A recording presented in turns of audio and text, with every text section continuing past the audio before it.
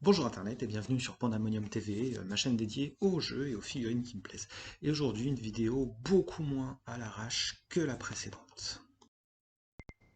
Ça va pas être difficile, hein, objectivement. Oui bah ça va, je sais. Donc beaucoup moins à l'arrache que la précédente, comme je le disais, avec une présentation du mode bataille de Carnage de TGCM. À l'origine, je devais faire un rapport de bataille de ma dernière partie avec Grimfang, va voir sa chaîne.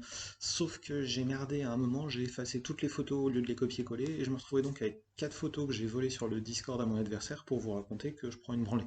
Et je trouvais que c'était pas hyper cool, donc j'ai lâché l'affaire. Avant de commencer à parler carnage, pour de bon, en tout cas, je veux vous dire deux petites choses. D'abord, un petit mot de remerciement à Nico Leblond de la chaîne Alchemy qui a parlé de Pandemonium TV dans une vidéo d'actu sur Alchemy. Ça fait toujours plaisir, c'est très sympa de sa part. Des gens qui ont des centaines et des centaines de vues qui parlent de moi. Nico, je t'adore. Deuxième chose, et beaucoup plus proche de Carnage, j'ai terminé hier soir la lecture des deux romans publiés par l'éditeur.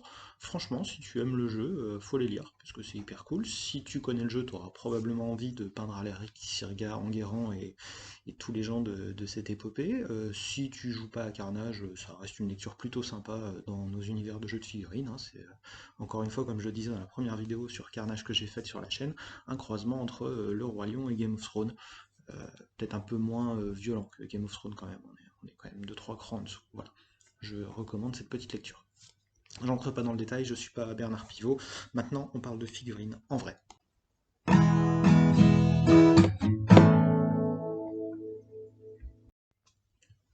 Alors jusqu'ici, Carnage, c'est un super jeu d'escarmouche, avec 3 à 10 figurines par camp, un système de mission, des règles très jeu de rôle, avec un niveau de détail assez intéressant et assez poussé.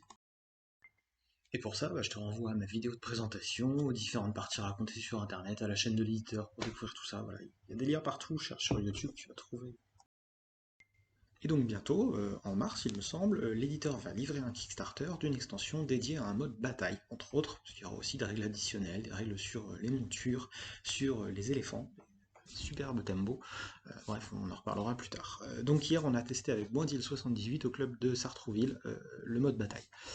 Dans ce mode, on change carrément de format. On double globalement la taille des bandes, on va tripler quasiment le format des armées, et on arrive facilement sur des bandes entre 15, 20 et peut-être plus de figurines. Les règles sont en téléchargement sur le site de l'éditeur, probablement pour inviter les joueurs à les tester, et c'est carrément une bonne idée. Dans ce mode, en gros, on ne va pas activer toutes les figurines, mais seulement une sélection décidée en début de tour, avec des marqueurs. Tous les autres sont là pour accompagner le leader éventuel à chaque déplacement. Le leader sera plutôt celui qui est marqué, plutôt que le chef du groupe. Il y a quelques petites particularités pour les personnages nommés, pour les éclaireurs, les figurines trop loin d'un seigneur de guerre ou d'un vassal qui vont avoir d'autres difficultés d'activation. Euh, bref.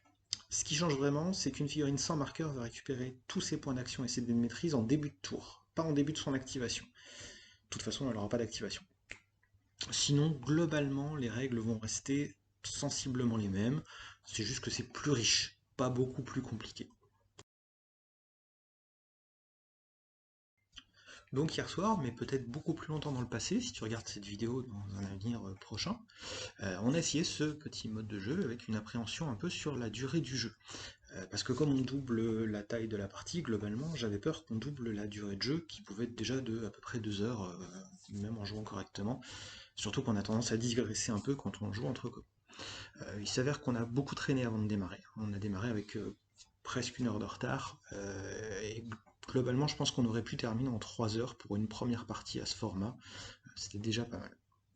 Mon adversaire avait une belle bande de carnes qui incluait Sirga, Enguerrand, Ki le sénéchal, 2 paladins, un garde, un guerrier, un fidèle pour la magie et un archer. Avec pas mal de niveau 3 dans tout ça, je crois qu'il n'y a que le guerrier qui était niveau 1. Le fidèle et un paladin devaient être niveau 2, mais tout le reste était plutôt niveau 3. Moi j'avais ma guilde noire avec à peu près tout ce que j'avais. 2 négociateurs, les 5 héros nommés, une brute, 4 agents sombres niveau 1, parce que je pouvais pas mettre plus de points, tout simplement. Donc un négociateur en seigneur de guerre pour l'intelligence 6, Matisse et l'autre négociateur en vassaux, une répartition en 3 groupes, un groupe offensif avec Matisse et les 3 Kérops, un groupe défensif avec le seigneur de guerre Barbatos Gaker et un porteur d'eau de base, le reste un vassal négociateur avec 3 porteurs d'eau qui sont des agents sombres. Ouais. des porteurs d'eau, parce qu'on va parler d'une bientôt, très bientôt. Donc en bref, 22 niveaux, 12 figurines, 9 marqueurs, de quoi faire des cauchemars à un adversaire. On avait décidé d'utiliser la totalité des règles, les ordres, les formations, les pactes, le mode bataille, etc. En termes de jeu, ça a presque rien changé pour nous, hein, parce que finalement, on manquait de budget pour acheter des ordres. En tout cas, moi, j'avais pas les points. Mon adversaire avait peut-être encore 15 points, il aurait peut-être pu faire quelque chose de ce côté-là. On n'a pas forcément bien utilisé tout ce qui était formation, et en termes de pacte, bon, j'ai joué trop vite pour y repenser pendant la partie, mais ça aurait pas changé grand-chose, j'ai tué personne de toute façon, donc rien de grave. On a joué le scénario proposé dans le PDF en téléchargement sur le site de l'éditeur, une histoire de puits où nos hosts vont aller chercher de l'eau en espérant pas se faire empoisonner les puits par la bande adverse. On a séparé nos armées en 3 groupes, les fers de lance, et on a réparti nos nos objets de scénario, les sauts, les poisons, les antidotes, dans les différents groupes, sachant qu'on a droit à un certain nombre de sauts pour aller chercher de l'eau, et les antidotes et le poison, ce sont là pour gêner le jeu adverse, en quelque sorte. Alors je vais pas entrer dans le détail, hein, faire des cartes ou autre, parce que en fait ce que je veux c'est discuter de la philosophie du jeu, plutôt que de raconter la bataille. Raconter une bataille sera pour une prochaine fois quand on aura un peu d'entraînement, un peu de recul, et puis qu'on aura fait une partie complète pour de vrai. Là déjà, en raison d'un risque assez fort de rater le dernier métro, on n'a pas pu se permettre de jouer jusqu'au bout, on s'est arrêté à la fin du tour 2, mais on avait déjà testé pas mal de choses. Surtout que les tours ont été assez denses. Concrètement, j'ai eu 2 morts, mon adversaire aucun. Sirga a été monstrueuse avec son mouvement de base de 6 et son endurance. Et de mon côté, c'est plutôt les agents sombres niveau 1 qui ont fait le boulot, parce qu'ils portaient les sauts de flotte, pendant que les Sucs, les Kaito, les Gaker en prenaient plein la gueule en fait, et finalement ils ont servi de mur, pendant que les autres faisaient le boulot. Mais bon, tactiquement c'était pas complètement idiot finalement, maintenant que j'y réfléchis. On pourra en reparler une autre fois. On n'a pas la même lecture, mon adversaire et moi, sur l'éventuelle suite de la partie par contre. Pour lui, mon groupe de porteurs de sauts me fait gagner la partie tour 4, c'est une partie en 4 tours, parce que justement, j'ai 5 mecs qui ont les mains libres pour porter des sauts. Euh, pour moi, je finis par perdre, parce qu'il va finir par traverser ma défense de Suk, Kaito et Matisse, et qu'à un moment ou à un autre, il va empêcher mes porteurs de flotte de porter la flotte, pendant que Sirga va faire des allers-retours. Donc, pas sûr de la fin. On a terminé le tour 2, j'avais 4 seaux d'eau rapportés à ma réserve, il en avait 2. Vraiment, on peut pas savoir, ça aurait pu être intéressant de voir, mais de toute façon on pouvait pas laisser les figurines sur place. On ne saura jamais. Ce qui m'intéresse dans cette vidéo, ça va être de vous parler dans la prochaine partie de mon ressenti, plutôt que de donner des détails des actions héroïques de cette saloperie de Sirga, ou des critiques de son pote Enguerrand. Allez, j'y viens. Peur. Beaucoup de figurines sur un jeu déjà complexe, même avec quelques parties derrière moi, que j'ai beaucoup perdu, mais finalement, après avoir bien lu les règles, on se dit, ça peut passer, parce qu'il n'y a pas tellement de règles spéciales en plus, ça doit tenir sur peut-être 3 pages, donc ça pourrait passer. En plus, c'est plutôt clair, et je trouve qu'on s'en est bien sorti, même si on a eu 2-3 petites interrogations, qu'on a fini par trancher sur le coup, et finalement on a eu la réponse sur le Discord de l'éditeur. Clairement, pour jouer à ce mode, il faut réfléchir différemment. Là, au début, comme mon adversaire, j'ai voulu caser un max de grosses figurines, des niveaux 3 pleins. Je voulais avoir un maximum de marqueurs d'activation en me disant je veux jouer toutes mes figurines. Et puis on s'est vite rendu compte que c'était une erreur en fait. En fait, des fois, il y a mieux à faire. Il faut laisser des figurines sans marqueurs, même des gros, et qui sont là juste pour suivre. Donc on n'a pas forcément besoin de jouer avec 12 marqueurs quand on a 12 figurines. Moi j'en avais 9 hier, et finalement 7, ça aurait peut-être été bien, finalement. On serait aussi bien sorti. En fait, il faut réfléchir dès la conception de Lost au rôle qu'on va donner aux différents fers de lance, et puis à la façon de remplir la mission. Parce que ça reste un jeu de mission, c'est pas une baston sans intérêt au fin fond d'un millénaire où il n'y a que la guerre. Il y a toute une réflexion à faire pendant le jeu sur la façon d'utiliser les marqueurs. Alors, au début, ouais, on a envie de donner un marqueur à chaque gros de la liste, hein. La Brute, Matisse, Gaker, Barbatos, ils avaient tous leur marqueur. Et puis à la réflexion, je me dis que ça vaut peut-être le coup de donner des marqueurs seulement à certains d'entre eux pour les économiser pour le tour suivant, puisque du coup, au tour suivant, la figurine qui n'aura pas eu de marqueur, il va s'activer avec tous ses PA, même s'il peut faire moins de choses, sauf qu'il va pouvoir faire du déplacement et se défendre comme il veut. Et ça, un Suc et un Kaito l'un à côté de l'autre en défense, avec tous leurs PA, je pense qu'ils font un peu plus peur que juste essayer de charger un Enguerrand qui de toute façon peut tout encaisser. La gestion des auras et des distances va aussi beaucoup changer, parce que la table est beaucoup plus grande, certes, hein, on double la surface de jeu, mais dès qu'on est trop loin d'un seigneur ou d'un vassal, hors de son aura, les figurines n'entendent plus les ordres. Donc l'ordre d'activation des figurines, notamment des seigneurs et des vassaux, va avoir beaucoup d'importance. D'ailleurs au début, je pensais activer systématiquement les leaders de chaque fer de lance, en me disant bah, comme ça je le place pour pouvoir au tour suivant, etc. Mais si on avait un joueur un tour 3, en fait, un des vassaux, et peut-être même mon seigneur de guerre, n'aurait même pas eu de marqueur, si j'avais pu. Parce que, en fait, ce que je voulais, c'était juste les déplacer pour les mettre au bon endroit pour le tour d'après. Sauf que pour ça, il n'y a pas besoin de marqueur. Il faut juste qu'un membre du fer de lance ait un marqueur pour se déplacer et que le leader accompagne.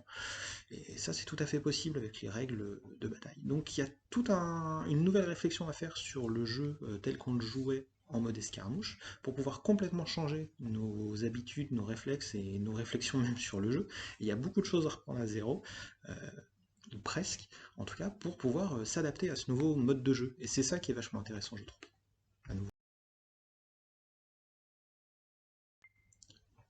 Comme je le disais, ce mode bataille va vraiment changer les choses dans notre façon de jouer. Hein, j'étais pas un expert de carnage de toute façon, mais ça donne clairement une autre dimension au jeu, avec de nouvelles opportunités d'utilisation de nos figurines, et puis surtout on va pouvoir en jouer plein, et des gros, genre les Tembo. 300 points la figue, c'est chaud à sortir sur un format à 500. À 1200 points, t'en sors 3, c'est pas un problème. Et sortir des grosses figurines, ça fait toujours plaisir. Le tout sans jouer des parties beaucoup plus longues, puisque effectivement hier, en 3 heures, on aurait pu finir la partie, peut-être même un peu plus si on avait connu les règles plus précisément avant. Si j'ai bien compris, l'éditeur va nous proposer un mode de jeu accéléré. Je ne sais pas s'il s'appellera comme ça, et on y activerait une figurine par fer de lance à chaque tour, un peu à la façon des Fireteam dans Infinity. Ça accélère beaucoup le jeu. J'ai peur que ce soit un peu trop simpliste, par contre ça permettrait de jouer très très vite des très grosses parties. Donc ça peut avoir de l'intérêt, à voir plus tard. Ce que je note par contre sur le mode bataille, c'est que ça enrichit le jeu. On va pouvoir enfin sortir des combos de nulle part, avec des gros guerriers niveau 3 appuyés par des chamans, des sorciers, des trucs qu'on peut pas sortir en mode 500 points parce qu'on n'a pas les points pour les rentrer. Et le système de marqueurs fait que le sous-nombre n'est pas complètement ingérable, puisque de toute façon le nombre de figurines qui vont s'activer sera limité par l'intelligence du seigneur de guerre, le nombre d'hosts et quelques petits détails autour. Donc bien au contraire, le sous-nombre semble gérable dans ce système, déjà parce qu'à Carnage c'était à peu près faisable je trouve, mais là en plus on va. Enfin c'est une autre réflexion sur le jeu. À la fin de la partie et sur le trajet du retour, voire même une partie de la nuit dans mon cas, je me posais encore des questions sur ce que j'aurais pu faire si j'avais mieux connu les règles et comment j'aurais pu encore rentabiliser certaines activations, comment gérer mes marqueurs et comment vraiment changer la partie. Euh, Est-ce que j'avais besoin d'un deuxième négociateur comme chef d'un deuxième fer de lance, des choses comme ça? Est-ce que Matisse était à la bonne place? Bref, il y avait plein de choses à revoir. Euh, Ce mode de jeu, finalement, c'est une nouvelle manière d'appréhender complètement le jeu. On peut pas le comparer au fait de simplement doubler le nombre de points sur une partie de battle ou d'un autre jeu. Ici, ça change le mode d'activation. Donc forcément, changer le mode d'activation, ça change le jeu. Et tout ce qu'on peut réfléchir autour du jeu. Par contre, ça rend les batailles de très grande taille intéressantes et jouables sans y passer des heures si on avait joué dans ce qu'ils appelleront probablement le mode réel, où on prend chaque figurine à 1200 points et on joue les 1200 points comme on jouerait en 500 points, la partie aurait duré toute la nuit et je me serais pas posé la question du métro pour rentrer chez moi le soir. J'aurais dormi sur place ou j'aurais pas dormi, mais ça aurait compliqué énormément. Là, on pouvait jouer relativement vite avec un nombre de figurines qui n'est pas inconséquent. J'ai hâte de tester ce mode hein, sur d'autres scénarios, et je pense avec ma deuxième faction, les Goons, qui arrive bientôt, quand ils seront bons. Dans une prochaine vidéo, on devrait se faire un vrai rapport de bataille. Je ne sais pas encore sur quel jeu.